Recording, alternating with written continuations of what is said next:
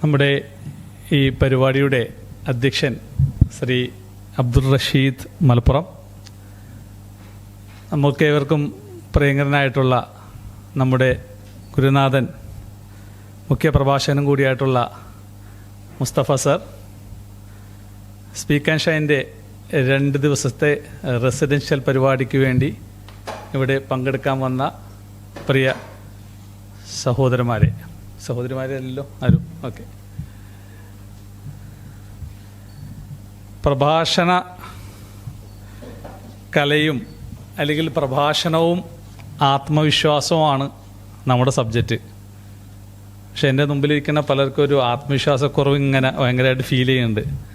ഏറ്റവും മുമ്പിലിരിക്കുന്ന ആളാണെങ്കിൽ ഇവിടെ ഇരിക്കുന്നുണ്ടെന്നുള്ളൂ, പുള്ളിയുടെ മനസ്സ് മൊത്തം ആ ബുക്കിലാണ് അല്ലേ. ഇതൊരു പ്രശ്നമാണ്. നമുക്ക് ഭയങ്കര ടെൻഷനാണ്, എന്താ പറയണ്ടതെന്നുള്ളത്. ഭയങ്കര പ്രിപ്പറേഷനാണ്. പിന്നെ ഇവിടെ വന്നു കഴിഞ്ഞിട്ട് പിന്നെ എന്ത് പറയണമെന്ന് ഒരു ഐഡിയ ഇല്ലാത്ത രീതിയിൽ അന്താളിച്ച് നിൽക്കുകയും ചെയ്യും. അപ്പോൾ ഇന്നലെ ഞാൻ മുസ്തഫ സാറിൻ്റെ അടുത്ത് പറഞ്ഞേ, നിങ്ങളാണ് ഉദ്ഘാടകൻ എന്ന് പറഞ്ഞു. ഞാൻ പറഞ്ഞു ഞാൻ വേണോ? നിങ്ങൾ തന്നെ വേണ്ടതെന്ന് പറഞ്ഞു. അപ്പോൾ അങ്ങനെ സാറ് എനിക്കത് ടൈപ്പ് ചെയ്തിട്ട് നമ്മുടെ ഗ്രൂപ്പിൽ ഇട്ടല്ലോ. അപ്പോൾ ഞാൻ വൈഫിന് ഇത് അയച്ചു കൊടുത്ത്. അപ്പോൾ വൈഫ് ചോദിച്ച് ഉദ്ഘാടകനോ? അപ്പോൾ എന്തുകൊണ്ട് കേൾക്കാൻ സംസാരിക്കാൻ പോകണമെന്ന് വെച്ച്. അതിപ്പോൾ നാളെ ഒരു 2-2.5 മണിക്കൂർ കോഴിക്കോടേക്ക് പോകുമ്പോൾ സമയമുണ്ടല്ലോ, ആ വണ്ടിയിൽ ഒറ്റയ്ക്കല്ലേ പോകണം, അപ്പോൾ ആലോചിക്കാം എന്ന് ഞാൻ വിചാരിച്ചു. പക്ഷേ ഇന്ന് രാവിലെ കോഴിക്കോടേക്ക് പോകുന്ന സമയത്ത് വണ്ടിയൊക്കെ ഓടിച്ചിട്ട് പോകുന്ന സമയത്ത് ഞാനൊന്നും ആലോചിച്ചില്ല എന്നുള്ളതാണ് സത്യം പറഞ്ഞാൽ. അപ്പോൾ പിന്നെ ഇവിടെ ഒന്ന് സംസാരിക്കുമെന്ന് ചോദിച്ചാൽ, പ്രഭാഷണം കുറേ നാളായിട്ട് നമ്മളിങ്ങനെ ആവാഹിച്ചുകൊണ്ട് നടക്കുന്നൊരു സാധനമാണ്, അല്ലെങ്കിൽ അതിലേക്ക് നമ്മളിങ്ങനെ ലയിച്ച് ചേർന്നുകൊണ്ടിരിക്കുകയാണല്ലോ. അപ്പോൾ ആ വിഷയത്തിൽ നമ്മളൊന്നും പ്രിപ്പയർ ചെയ്യേണ്ടെന്ന് എനിക്കൊരു തോന്നലിങ്ങനെ മനസ്സിൽ വരികയാണ്. എന്തുകൊണ്ട് പ്രഭാഷണം, എങ്ങനെ പ്രഭാഷണം പഠിക്കണം, എങ്ങനെ പഠിച്ചതിന് ശേഷം എന്താവണം, എന്തൊക്കെയാണ് നമ്മുടെ ലക്ഷ്യങ്ങൾ, ഇങ്ങനെയുള്ള കാര്യങ്ങളൊക്കെ നമുക്ക് പിന്നെ പ്രിപ്പയർ ചെയ്ത് പഠിക്കേണ്ട ഒരു വിഷയമല്ല, അത് നമ്മുടെ മനസ്സിൽ നിന്ന് എടുത്ത് പറയേണ്ട വിഷയമാണ്. അപ്പോൾ മുസ്തഫ സാർ എപ്പോഴും പറയും, നമ്മുടെ ഏതൊരു വിഷയത്തിൽ നമുക്കൊരു കോൺഫിഡൻസ് വരുന്നത് നമ്മൾ പ്രിപ്പയർ ചെയ്യൂല, പക്ഷേ നമുക്ക് ആകെ പറയേണ്ട കാര്യങ്ങളെപ്പറ്റി ഒരു ധാരണ ഉണ്ടാവും, അത് മാത്രം മതി എന്ന് പറഞ്ഞു. അപ്പോൾ അതുകൊണ്ട് ഒരു പ്രിപ്പറേഷനൊന്നും വേണ്ടാന്ന് ഞാൻ അങ്ങോട്ട് വിചാരിച്ചു. പിന്നെ ഉദ്ഘാടന പ്രസംഗമാണല്ലോ, അപ്പോൾ കുറച്ച് നേരം പറഞ്ഞാൽ മതി. അപ്പോൾ എൻ്റെ ഇടയിൽ ഞാൻ ഈ സത്യത്തിൽ സാറിൻ്റെ അടുത്ത് 1-2 എക്സ്ക്യൂസുകൾ എടുത്തിട്ടുണ്ട്. എനിക്ക് ഇന്ന് തന്നെ 2-3 ക്ലാസ്സുകൾ ഓൺലൈനിലുണ്ട്. ഒരു ക്ലാസ്സിൻ്റെ ഇടയിൽ ഞാനൊരു 20 മിനിറ്റ് ബ്രേക്ക് കൊടുത്തിട്ട് ഓടി വന്നേക്കെന്താ. പക്ഷേ ഈ പരിപാടിക്ക് എനിക്ക് പങ്കെടുക്കണമെന്ന് അതിയായ ആഗ്രഹമുണ്ട്. അതുകൊണ്ട് തന്നെ ദുബായിൽ നിന്ന് വരുമ്പോൾ തന്നെ ഞാൻ സാറിനോട് പറഞ്ഞത് എന്തായാലും ഞാൻ പരിപാടിക്ക് ഉണ്ടാവുമെന്ന് പറഞ്ഞു. അങ്ങനെ പരിപാടിക്ക് പങ്കെടുക്കാൻ പറ്റി. എൻ്റെ എല്ലാ ഷെഡ്യൂളും ഞാൻ പ്ലാൻ ചെയ്ത് കൊണ്ടുവരുന്നോളാം. അപ്പോൾ നമ്മുടെ വിഷയം പ്രഭാഷണമാണ്. ആ പ്രഭാഷണത്തിലൂടെ കോൺഫിഡൻസ് എങ്ങനെ ബിൽഡ് ചെയ്യാം എന്നുള്ളതാണ്. നമ്മൾ കുറേ എഴുതി പഠിച്ച് മനസ്സിലാക്കി പഠിക്കേണ്ട ഒരു വിഷയമായിട്ട് എനിക്കത് തോന്നിയിട്ടില്ല. എന്നാൽ വിഷയം സംസാരിക്കുമ്പോൾ വിഷയത്തെക്കുറിച്ച് സംസാരിക്കുകയും ചെയ്യണം. എനിക്ക് പേഴ്സണലി തോന്നിയിട്ടുള്ള കുറച്ച് കാര്യങ്ങൾ, നമുക്ക് ഈ പേഴ്സണൽ ഡെവലപ്മെൻറ്റ് എപ്പോഴും ഇമ്പോർട്ടൻ്റ് ആണ്. പേഴ്സണൽ ഡെവലപ്മെൻറ്റ് ഇല്ലാത്ത ഒരാൾക്കും പ്രൊഫഷണൽ ഡെവലപ്മെൻറ്റ് ഉണ്ടാവില്ല. അപ്രകാരം പ്രൊഫഷണൽ ഡെവലപ്മെൻറ്റ് ഇല്ലാത്ത ഒരാൾക്കും ഒരു ഫൈനാൻഷ്യൽ ഡെവലപ്മെൻറ്റും ഉണ്ടാവില്ല. അത് ഞാൻ ഉറച്ചു വിശ്വസിക്കുന്നുണ്ട്. ശരിയല്ല ഞാൻ പറഞ്ഞത്? അത് വളരെ കറക്റ്റാണ്.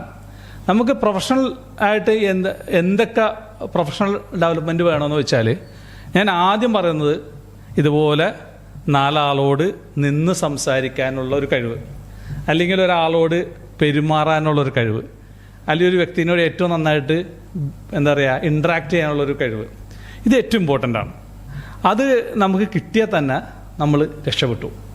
പക്ഷേ നമ്മുടെ എഡ്യൂക്കേഷൻ സിസ്റ്റത്തിൽ എവിടേക്കോ അതില്ല എന്നുള്ളതാണ് ഏറ്റവും സങ്കടകരമായിട്ടുള്ള അവസ്ഥ. അപ്പോൾ അതിൽ ഏറ്റവും ഇമ്പോർട്ടൻ്റ് ആയിട്ടുള്ളത് നേരത്തെ പറഞ്ഞ മാതിരി ഒരു പബ്ലിക് സ്പീക്കിംഗ് സ്കില്ല്. ഞാൻ ഈ സാമ്പത്തിക മേഖലയിലൊക്കെ ഈ പ്രവാസ ലോകത്തെ പൊതുവെ പ്രവാസികൾ 10, 20, 30 വർഷമൊക്കെ ഇങ്ങനെ ജീവിക്കും. എന്നിട്ട് കിട്ടുന്ന മൊത്തം ഇങ്ങനെ നാട്ടിലേക്ക് അയക്കും, അത് വെച്ച് ഇങ്ങനെ ജീവിക്കും. ഒരു സമ്പാദ്യവും ഇല്ലാതെ 10-30 വർഷം കഴിഞ്ഞിട്ട് ആകെ ഒരു വീടുണ്ടാവും. ആ വീടിൻ്റെ മുകളിൽ കുറച്ച് ലോണുണ്ടാവും, ഇനി അതിൻ്റെ കുറച്ച് മെയിൻ്റനൻസ് പണിയും ഉണ്ടാവും, കുറച്ച് പേഴ്സണൽ ലോൺ ഉണ്ടാവും, കുറച്ച് എഡ്യൂക്കേഷൻ ലോൺ ഉണ്ടാവും, പിന്നെ കുട്ടികളൊക്കെ വിവാഹം കഴിച്ചതിൻ്റെ കുറേ ലോൺ ഉണ്ടാവും. അതും കഴിഞ്ഞിട്ട് പിന്നെ ഇനി കുട്ടികളെ ഹയർ എഡ്യൂക്കേഷൻ്റെ ചിലപ്പോൾ വേറെ ഉണ്ടാവും. ഇതൊക്കെയാണ് പ്രവാസികളുടെ അവസ്ഥ. അപ്പോൾ പൊതുവെ ഞാൻ ഈ സമ്പാദ്യം, അച്ചടക്കം, എങ്ങനെ സമ്പാദിക്കാം, സമ്പാദിക്കുന്നതിൻ്റെ ഇക്വേഷൻ എന്താണ്, അത് എവിടെയൊക്കെ ഇൻവെസ്റ്റ് ചെയ്യാം, എങ്ങനെ സേഫ് ആൻഡ് സെക്യൂർഡ് ആയിട്ട് ഇൻവെസ്റ്റ് ചെയ്യാം, അതിലൂടെ ഒരു 15-20 വർഷത്തിനുള്ളിൽ എങ്ങനെ ഒരു പ്രവാസിയായിട്ടൊരു വ്യക്തിക്ക് ഫൈനാൻഷ്യൽ ഫ്രീഡം നേടാം എന്നുള്ള വിഷയത്തിലൊക്കെ ക്ലാസ് എടുക്കുന്ന ഒരാളാണ്. അപ്പോൾ ഈ ക്ലാസ്സുകളുടെ അവസാനം ഞാൻ എപ്പോഴും പറയുന്ന ഏറ്റവും ഇമ്പോർട്ടൻ്റ് ആയിട്ടുള്ളൊരു കാര്യമാണ്, നിങ്ങൾക്ക് ഇപ്പോൾ ഒരു സാലറി ഉണ്ടാവും, നിങ്ങൾക്കും ബാധകമാണ്, നമുക്ക് എല്ലാവർക്കും ബാധകമാണ്. നമുക്കൊക്കെ ഒരു സാലറി ഉണ്ടാവും, ഒരു ശമ്പളം ഉണ്ടാവും, അല്ലെങ്കിൽ ഒരു ബിസിനസ് ചെയ്യുന്നുണ്ടാവും. അപ്പോൾ അതിൽ നിന്നൊരു വരുമാനം ഉണ്ടാവും. പക്ഷേ നമ്മളെപ്പോഴും ഇതിനെ എങ്ങനെ കൂട്ടാമെന്ന് നമ്മൾ ചിന്തിക്കുന്നില്ല, അല്ലേ? എങ്ങനെ ഇത് കൂട്ടാം? പക്ഷേ ഇത് കൂട്ടണമെങ്കിൽ നമുക്ക് എന്ത് വേണം? സ്വാഭാവികമായിട്ടും നമുക്ക് അതിനുള്ള സ്കില്ല് നമ്മൾ ഡെവലപ്പ് ചെയ്തെടുക്കണം. ആ സ്കില്ലിൽ ഏറ്റവും ഇമ്പോർട്ടൻ്റ് ആയിട്ടൊരു കാര്യമായിട്ട് എനിക്ക് തോന്നിയിട്ടൊരു കാര്യം തന്നെയാണ് ഈ പൊതുവേ ഒരു ഓഡിയൻസിനെ ഫേസ് ചെയ്ത് സംസാരിക്കാനും മെസ്സേജ് കൺവേ ചെയ്യുക.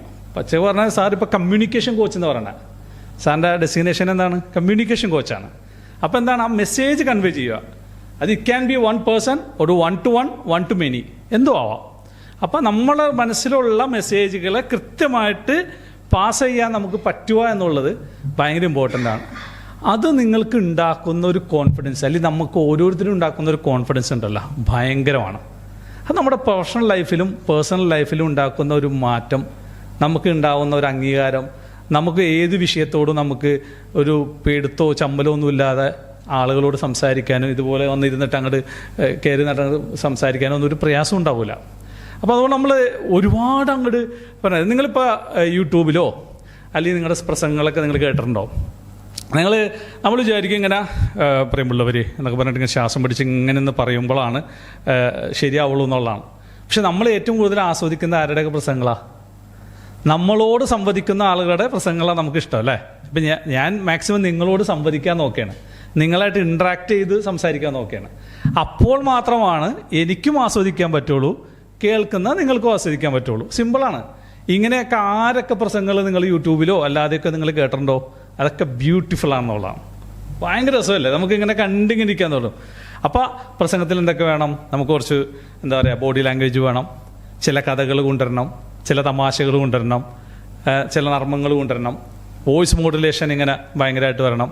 പിന്നെ മുഖത്ത് എപ്പോഴും ഒരു ചിരി ഹോൾഡ് ചെയ്യാൻ ശ്രമിക്കുക, അത് ഭയങ്കര ഇമ്പോർട്ടൻ്റാണ്. അപ്പോൾ ആളുകൾക്ക് നമ്മളോട് ഇങ്ങനെ കേട്ടിരിക്കുമ്പോഴും നമ്മളോ മുഖത്തൊക്കെ ചിരിക്കാനും തോന്നും. അപ്പോൾ അത് ആളുകളുടെ ഞാനിപ്പോൾ നിങ്ങളോട് സംസാരിക്കുമ്പോൾ നിങ്ങളുടെ കണ്ണുകളിലൊക്കെ ഞാൻ നോക്കുന്നുണ്ട്. അപ്പം നിങ്ങളുടെ ഓരോരുത്തരുടെയും മൈൻഡ് ഞാൻ ഇങ്ങനെ റീഡ് ചെയ്തിട്ട് ഞാൻ സംസാരിക്കും. അപ്പം നിങ്ങൾക്കത് ഇഷ്ടാവുന്നില്ല എന്ന് ഒരാൾക്ക് മനസ്സിലായി, ഞാൻ അപ്പം തന്നെ ടെസ്റ്റ് ചെയ്യും പതിയെ. അതങ്ങനെ തന്നെ, എല്ലാം അങ്ങനെ തന്നെയാണ്. അത് ഞാൻ പൊതുവേ ഈ ക്ലാസ് എടുക്കാറുണ്ട്, അധ്യാപകനാണ് ഞാൻ. ദുബായിലൊരു വീക്കെൻഡ് സ്കൂളിൻ്റെ പ്രിൻസിപ്പൽ കൂടിയാണ്. വീക്കെൻഡ് സ്കൂളിൻ്റെ പ്രിൻസിപ്പൽ ഒരു 500 കുട്ടികൾ പഠിക്കുന്ന സ്കൂളാണ്. അപ്പോൾ അതിൽ ഈ വർഷം നമ്മൾ പുതിയതായിട്ട് തുടങ്ങിയ ഒരു ടീനേജിൻ്റെ ഒരു ബാച്ച് ഉണ്ട്. ടീനേജ് എന്ന് പറഞ്ഞാൽ ഒരു 15 വയസ്സ് തുടങ്ങി 18 വയസ്സ് വരെയുള്ള കുട്ടികൾക്കുള്ള സ്പെഷ്യൽ ഒരു ക്ലാസ്സാണ്. മോറൽ എഡ്യൂക്കേഷൻ പഠിപ്പിക്കുന്ന വീക്കെൻഡ് സ്കൂളാണത്. പക്ഷെ ആ ഒരു ടീനേജ് ബാച്ചിൽ ഞാൻ ഈ വർഷം കൊണ്ടുവന്ന ഒരു സംഭവം എന്താണെന്ന് അറിയാം നിങ്ങൾക്ക്? ഒരു പീരീഡ് 1 hour ഒരു പീരീഡ് ഞാൻ കൊണ്ടുവന്നൊരു പുതിയ സബ്ജക്റ്റാണ് പബ്ലിക് സ്പീക്കിംഗ്. ഞാൻ കൊണ്ടുവന്നു കാരണം അതിൻ്റെ വില എനിക്ക് ശരിക്കറിയാം. ഇത് ഞാൻ ഈ കോഴ്സിൽ കൊണ്ടുവന്നു. അതിനുശേഷം പാരൻസിന് ഓറിയൻറ്റേഷൻ കൊടുത്തപ്പോൾ എല്ലാ പാരൻസിനും ഭയങ്കര സന്തോഷമായി. സർ, കാരണം മോറൽ എഡ്യൂക്കേഷൻ എന്തിനാണ് പബ്ലിക് സ്പീക്കിംഗ് എന്ന് ആളുകൾ ചിന്തിക്കാം. പക്ഷേ അത് ഇമ്പോർട്ടൻ്റ് ആണ്. പബ്ലിക് സ്പീക്കിംഗ് ചെയ്യാൻ പറ്റാത്ത ഒരു കുട്ടി വളർന്നു വന്നിട്ട് എത്ര പഠിച്ചിട്ട് എന്ത് കാര്യം? ജനങ്ങളോട് പ്രോപ്പറായിട്ട് കമ്മ്യൂണിക്കേറ്റ് ചെയ്യാൻ പറ്റാത്ത, ഏറ്റവും കോൺഫിഡൻസോടുകൂടി നമ്മുടെ മനസ്സിലുള്ള കാര്യങ്ങളൊക്കെ ഏറ്റവും ഭംഗിയായിട്ട് പ്രസൻറ്റ് ചെയ്യാൻ പറ്റാതെ നമ്മുടെ കുട്ടികൾ വളർന്നിട്ട് എന്ത് കാര്യം? അപ്പം അതുകൊണ്ട് തന്നെ ആ കോഴ്സിൻ്റെ ഭാഗമായിട്ട് എനിക്കത് കൊണ്ടുവരാൻ സാധിച്ചു എന്നുള്ളതാണ്. ഇപ്പോൾ ശരിക്കും ഞാൻ ആ കുട്ടികളുടെ തുടക്കത്തിലെ ഫസ്റ്റ് ഡേകളിലുള്ള വീഡിയോകളൊക്കെ എടുക്കുകയും ഇപ്പോൾ ഓൾമോസ്റ്റ് ഒരു 3 മാസമായിട്ടുള്ള ക്ലാസ് തുടങ്ങിയിട്ട് ഞാനത് പാരൻസിന് റെക്കോർഡ് ചെയ്ത് അയച്ചു കൊടുക്കുകയും ചെയ്യും. ഇപ്പോൾ പിന്നെ വെച്ചിട്ടുണ്ടെങ്കിൽ പാരൻസ് എൻ്റെ അടുത്ത് പേഴ്സണലി വന്ന് ചോദിക്കാം, സാർ മോൻ്റെ പുതിയ പ്രസംഗത്തിൻ്റെ വീഡിയോ ഉണ്ടോ സാർ, ഒന്ന് അയച്ചു തരുമോ സാർ എന്ന് വെച്ചിട്ട്. ഭയങ്കര രസമായി, പിള്ളേരും ഉൾപ്പെടെ. അതിനെ ഈ പറഞ്ഞാൽ അതിന് ഏറ്റവും ഇമ്പോർട്ടൻ്റ് ആയിട്ട് ഞാൻ അതിനെ കൊണ്ടുവന്ന് എൻ്റേതായ സാറായിട്ട് കുറേ ഡിസ്കഷനൊക്കെ നടത്തിയിട്ടാണ് സിലബസൊക്കെ ഞാൻ ഉണ്ടാക്കിയത്. അപ്പോൾ അതിൽ ഞാൻ മെയിനായിട്ട് കൊണ്ടുവന്നിട്ടുണ്ടെങ്കിൽ കഥ പറച്ചിലൂടെയും അവരുടെ പേഴ്സണൽ സ്റ്റോറികൾ പറയുന്നതിലൂടെയും അവരുടെ എക്സ്പീരിയൻസ് പറയുന്നതിലൂടെയൊക്കെ ഇങ്ങനെ പതിയെ ബിൽഡ് ചെയ്ത് കൊണ്ടുപോകുന്നവരാ. പിന്നീട് സബ്ജക്റ്റുകളിലേക്ക് പതിയെ അവരെ കൊണ്ടുപോയുള്ളൂ. അപ്പോൾ അതുകൊണ്ട് അവർക്ക് ഉൾപ്പെടെ ഒരു ചമ്മലോ പിടുത്തോ ഒന്നും വരാത്ത രീതിയിൽ നാച്ചുറലായിട്ട് ഇങ്ങനെ കൊണ്ടുപോയി. പിന്നെ അവിടുത്തെ കുട്ടികളാകുമ്പോൾ ഇംഗ്ലീഷിലാണ് സംസാരിക്കുന്നത്. പക്ഷേ എന്നാലും മാഷാല്ലാ ട്രെമൻഡസ് ഇമ്പ്രൂവ്മെൻറ്റ്. 20 പെൺകുട്ടികളും 20 ആൺകുട്ടികളും ഉണ്ട്. നല്ല അടിപൊളിയായിട്ട് നമ്മളെ കോച്ചിങ് പ്രോഗ്രാം കൊണ്ടുപോകുന്നുണ്ട്. അപ്പോൾ പഠിച്ചു, സാറിൻ്റെ അടുത്തുനിന്ന് 1.5 കൊല്ലമായിട്ട് ഞാൻ പഠിക്കുന്നുണ്ട്. ഇപ്പോഴും പഠിച്ചുകൊണ്ടിരിക്കുകയാണ്. പഠിച്ച കാര്യങ്ങൾ ഞാനിപ്പോൾ എനിക്ക് പഠിപ്പിക്കാനുള്ളൊരു ഭാഗ്യവും കൂടിയും കിട്ടിയിട്ടുണ്ട്. ഇപ്പോൾ ആ കുട്ടികളെ ഞാൻ പബ്ലിക് സ്പീക്കിംഗ് പഠിപ്പിച്ചുകൊണ്ടിരിക്കുകയാണ്. അങ്ങനെ തന്നെയാണ്, നമ്മൾ ആരും പൂർണ്ണരല്ലല്ലോ കേട്ടോ. എനിക്കത് ഔട്ട് വരുമ്പോൾ സാറിനോട് ചോദിക്കും, അപ്പോൾ സാറിന് ഇപ്പോൾ എന്തെങ്കിലും ഇതുണ്ടെങ്കിൽ സാറ് അതിലും ടോപ്പായിട്ടുള്ള ആളുകളടുത്ത് പോകും. അങ്ങനെ തന്നെയാണ് എല്ലാ ട്രെയിനിങ് എന്ന് പറഞ്ഞാൽ അങ്ങനെ തന്നെയാണ്. നമ്മളെല്ലാം പഠിച്ചവരാണ് എന്നൊന്നും നമ്മൾ വിചാരിക്കേണ്ട കേട്ടോ. നമ്മളങ്ങനെ വിചാരിക്കാൻ വേണ്ട. ഞാൻ ഇങ്ങനെയുള്ള ആളാണെന്ന് പറഞ്ഞാൽ ഞാൻ ഇങ്ങനെയുള്ള ആളായത് ഞാൻ കഴിഞ്ഞ വർഷങ്ങളിൽ എന്ത് എഫേർട്ട് എടുത്ത് എന്നെ ബേസ് ചെയ്തിട്ടാണ് അല്ലേ. ഞാൻ ഇങ്ങനെ ഒരാളായിട്ടുണ്ടെങ്കിൽ ഇപ്പോൾ ഞാൻ പ്രിൻസിപ്പളാണ്, ഞാൻ ഇങ്ങനെ ഒരു കമ്പനിയുടെ CEO ആണ്, ഞാൻ അയൺമാനാണ്. അതൊക്കെ ഞാൻ കഴിഞ്ഞ വർഷങ്ങളെടുത്ത എഫേർട്ടാണ്. ഇപ്പം ഞാൻ ഇങ്ങനെ വന്ന് ഞാൻ തുടക്കത്തിൽ വന്ന് സംസാരിച്ചായിട്ട് ഞാൻ ഇപ്പോൾ ഓർക്കുന്നുണ്ട്. തുടക്കത്തിലൊക്കെ ഉള്ള സംസാരങ്ങളാണ്, അല്ലെങ്കിൽ സാറിൻ്റെ ഓൺലൈൻ ക്ലാസ്സുകളിലൊക്കെ തുടക്കത്തിലൊക്കെ സംസാരിച്ചൊക്കെ ഞാൻ എപ്പോഴും ഓർക്കുന്നുണ്ട്. ഭയങ്കര പിടുത്തോർന്ന്. പക്ഷേ അതിനുശേഷം കഴിഞ്ഞ ഒരു വർഷം എടുത്ത ഒരു എഫേർട്ടാണ് എനിക്കിപ്പോൾ നിങ്ങളോട് വളരെ നാച്ചുറലായിട്ട് സംസാരിക്കാൻ പറ്റുന്നത്. ഇപ്പോഴും ഞാൻ പൂർണ്ണനാണെന്ന് ഞാൻ വിശ്വസിക്കുന്നില്ല. അങ്ങനെ വിശ്വസിച്ച മണ്ടത്തരമാണ്. അങ്ങനെ വിശ്വസിച്ച് പോയാൽ തന്നെ പോയി. എനിക്കെല്ലാം അറിയാം, ഞാനിപ്പോൾ പഠിപ്പിക്കുന്ന അധ്യാപകനാണ്, ഇനി എന്തിനാ ഞാൻ സാറിൻ്റെ കോച്ചിങ് പ്രോഗ്രാമിന് വരണമെന്ന് ചിന്തിച്ചാൽ പോയി. അങ്ങനെ തന്നെയാണ് എല്ലാ കാര്യങ്ങളും പഠിച്ച് വളരും. പക്ഷെ അത് ഉണ്ടാക്കുന്ന ഒരു സംഭവം ഉണ്ടല്ലോ, എൻ്റെ ബിസിനസ്സിൽ ആസ് എ പ്രിൻസിപ്പൾ എന്ന നിലയ്ക്ക് എൻ്റെ സ്ഥാപനത്തിൽ മനസ്സിലായില്ലേ. അതുപോലെ തന്നെ ഒരുപാട് സോഷ്യൽ ഓർഗനൈസേഷനായി ബന്ധപ്പെട്ടുകൊണ്ടുള്ള ഒരുപാട് ആളുകളായിട്ട് കമ്മ്യൂണിക്കേറ്റ് ചെയ്യുമ്പോൾ ഒക്കെ എനിക്കത് ഭയങ്കര യൂസ്ഫുൾ ആവുന്നുണ്ടെന്നാണ്. നല്ല ആളൊന്ന് രണ്ട് വാക്കൊന്ന് പറയുമെന്ന് വയ്ക്കുമ്പോൾ ഇങ്ങനെ മാറി നിൽക്കില്ല നമുക്ക്. അതിനെന്താ അങ്ങനെ പോവാം. ഞാൻ പറയില്ലേ, ഞാൻ ക്ലാസ്സിൻ്റെ ഇടയിൽ നിന്ന് ഓടി ഇങ്ങോട്ട് വന്നതാണ്. ഇപ്പോഴും നിങ്ങളോട് എന്താ സംസാരിക്കണമെന്നൊന്നും വലിയ പ്ലാനൊന്നുമില്ല. പക്ഷെ അതൊക്കെ നമ്മുടെ മനസ്സിൽ നിന്ന് ഇങ്ങനെ വന്നോളും. നമ്മളങ്ങോട്ട് ഇറങ്ങി പുറപ്പെട്ടാൽ തനിയെ വന്നോളും. പിന്നെ എന്താ അറിയോ, നമ്മൾ 1 to 1 ഇപ്പം നിങ്ങൾ അങ്ങോട്ടും ഇങ്ങോട്ടും സംസാരിക്കുമ്പോൾ നിങ്ങളുടെ ഒരു 1 to 1 കമ്മ്യൂണിക്കേഷൻ ഭംഗിയല്ലേ, ഏറ്റവും നാച്ചുറൽ അല്ലേ. ഇതേപോലെ സംസാരിച്ചാൽ മതി സത്യത്തിൽ. ഓഫ് കോഴ്സ് പ്രസംഗത്തിന് സ്പീച്ച് നടത്തുമ്പോൾ ചില കോട്ടുകൾ വേണം, ചില തമാശകൾ വേണം, ചില കഥകൾ വേണം, ഇതൊക്കെ വേണം. പക്ഷേ അൾട്ടിമേറ്റ്ലി ഇത് വളരെ ഇമ്പോർട്ടൻ്റ്. അപ്പോൾ ഞാൻ പറഞ്ഞു വന്നതിൻ്റെ കൺക്ലൂഷൻ ഇത്രേ ഉള്ളൂ. പേഴ്സണൽ ഡെവലപ്മെൻറ്റിൽ ഏറ്റവും ഇമ്പോർട്ടൻ്റ് ആയിട്ടുള്ള കാര്യമാണ് പബ്ലിക് സ്പീക്കിംഗ്. രണ്ടാമത്തെ കാര്യം തന്നെയാണ് ഭാഷ പഠിക്കുക എന്നുള്ളത്. അതുപോലെ തന്നെ ടെക്നിക്കൽ സ്കില്ല് ഡെവലപ്പ് ചെയ്തെടുക്കുക എന്നുള്ളത്. അടുത്ത വർഷം നമ്മൾ എന്താവുന്നതിനെ പറ്റി ഒരു കൃത്യമായിട്ട് ധാരണ നമ്മുടെ മനസ്സിലുണ്ടാവണം. അത്തരം കാര്യങ്ങളിലൊക്കെ ചെയ്യാൻ പറ്റും. ഞാൻ ഈ പബ്ലിക് സ്പീക്കിംഗ് പഠിച്ചതിന് ശേഷം ചെയ്ത 2-3 കാര്യങ്ങളിൽ ഒന്ന് നേരത്തെ പറഞ്ഞ രീതിയിൽ എൻ്റെ കോച്ചിങ്ങിൻ്റെ പ്രോഗ്രാമായിട്ട് എൻ്റെ ക്ലാസ്സിൻ്റെ ഭാഗമായിട്ട് അത് ഞാൻ കൊണ്ടുവന്നു എന്നുള്ളതാണ്. രണ്ടാമത് സ്വന്തമായിട്ടൊരു യൂട്യൂബ് ചാനൽ സ്റ്റാർട്ട് ചെയ്തു. ഒരു 10,000-4,000 സബ്സ്ക്രൈബേഴ്സും ഫോളോവേഴ്സും ഉണ്ട്. വിവിധ വിഷയങ്ങളിൽ സാമ്പത്തികം, അച്ചടക്കം, പിന്നെ മെയിനായിട്ട് വെൽത്ത് ക്രിയേഷനാണ്. ഞാൻ വെൽത്ത് ഡെവലപ്മെൻറ്റിലൂടെ എങ്ങനെ ആളുകൾക്ക് എങ്ങനെ കൂടുതൽ വെൽത്ത് ഡെവലപ്മെൻറ്റ്, അത് മെയിനായിട്ട് വരുന്നത് നമുക്ക് എങ്ങനെ സമ്പാദിക്കാം, എങ്ങനെ ഇൻവെസ്റ്റ് ചെയ്യാം, സാധാരണക്കാർ തുടങ്ങി മുതിർന്ന ആളുകൾ വരെ റിയൽ എസ്റ്റേറ്റ് തുടങ്ങി, സ്റ്റോക്ക് തുടങ്ങി, ഇൻവെസ്റ്റ്മെൻറ്റ് തുടങ്ങി, മ്യൂച്വൽ ഫണ്ട് തുടങ്ങി എല്ലാ വിഷയങ്ങളും ഞാൻ തൽക്കാലം കൈകാര്യം ചെയ്യാറുണ്ട്. അപ്പം അങ്ങനെയൊക്കെയാണ് പോകുന്നു, സന്തോഷമായിട്ട് പോകുന്നത്. ഏതായാലും ഇങ്ങനെ പരിപാടിയിൽ പങ്കെടുക്കാൻ വന്നതിലും സാധിച്ചതിലും പ്രത്യേകിച്ച് എന്നെ സാർ ഉദ്ഘാടകനായിട്ട് ഇത് ചെയ്തതിലൊക്കെ ഒരുപാട് സന്തോഷമുണ്ട്. കൂടുതൽ സംസാരിച്ച് നിങ്ങളുടെ സമയം കളയുന്നില്ല. ഞാനൊരു 20 മിനിറ്റ് കുട്ടികൾക്ക് ബ്രേക്ക് കൊടുത്തിട്ട് ഓടി വന്നതാണ്. ആ ക്ലാസ് കണ്ടിന്യൂ ചെയ്തിട്ട് ഞാൻ വീണ്ടും നിങ്ങളുടെ ഒപ്പം ജോയിൻ ചെയ്യും. ഇൻഷാ അല്ലാഹ് എനിക്ക് കുറച്ച് സമയത്തിനുള്ളിൽ ഞാൻ വീണ്ടും റീജോയിൻ ചെയ്യാം. ഏതായാലും ഇത്തരത്തിലുള്ള നമ്മുടെ ഈ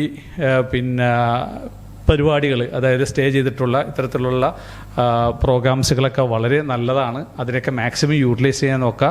ഏറ്റവും ഫ്ലെക്സിബിളായിട്ട് ഏറ്റവും നല്ല ഇവിടുന്ന് പോകുമ്പോൾ നമ്മുടെ മുമ്പിൽ എന്തെങ്കിലുമൊക്കെ ഡാറ്റ, എന്തെങ്കിലുമൊക്കെ ഇൻഫർമേഷൻ, എന്തെങ്കിലുമൊക്കെ നോളജ്, എന്തെങ്കിലുമൊക്കെ ഒരു എക്സ്പീരിയൻസ് നമ്മൾ ഉണ്ടാക്കിയിട്ട് പോവുക. കൂടുതൽ ബന്ധങ്ങൾ നമ്മൾ ഹോൾഡ് ചെയ്യുക. ചിലപ്പോൾ എനിക്ക് നിങ്ങളിൽ നിന്ന് പറഞ്ഞാൽ നമ്മുടെ ഓരോ കുട്ടികളിൽ നിന്ന് ഓരോ അറിവുകളിൽ നിന്ന് പറയാറുണ്ട്. ഞാൻ ഓരോ കുട്ടികളെയും മോണിറ്റർ ചെയ്യാറുണ്ട്. ചില കുട്ടികളൊക്കെ നമ്മളതിനൊക്കെ മിടുക്കന്മാരാണ് ശരിക്കും പറഞ്ഞാൽ. അപ്പോൾ അവരെ ഇങ്ങനെ പഠിച്ച് മനസ്സിലാക്കിയിട്ട് ഇങ്ങനെ പഠിക്കുന്ന രീതിയുണ്ട്. അപ്പോൾ എല്ലാം അങ്ങനെ തന്നെയാണ്. നമ്മൾ ആരും പൂർണ്ണരല്ല. ആ പൂർണ്ണരല്ല എന്നുള്ള ബോധ്യം തന്നെയാണ് നമ്മളെ വളർത്തുള്ളൂ. അത്തരത്തിലുള്ള ഒരു കാര്യത്തിലേക്ക് കൊണ്ട് കിടക്കണം. ഏതായാലും നമ്മുടെ ഈ പരിപാടി ഔപചാരികമായിട്ട് ഉദ്ഘാടനം ചെയ്തതായിട്ട് പ്രഖ്യാപിച്ചുകൊണ്ട് ഞാൻ നിർത്തുന്നു. നന്ദി, നമസ്കാരം.